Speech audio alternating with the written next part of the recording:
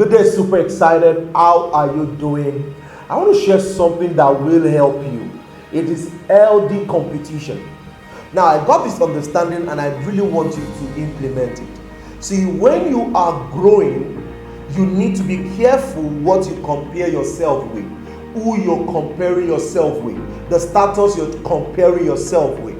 When it comes to succeeding, there is only a competitive personnel you are working with, who is you and I. Now, you need to understand this carefully.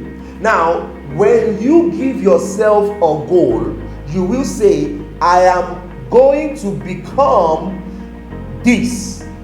When you are to get it done, it is you which is the person that is to achieve what the I has said.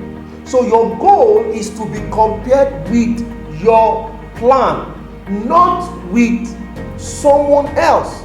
Because it is not wise when you're comparing your chapter 1 with somebody else chapter 5. So right now, what is your goal? I want to have 10 customers.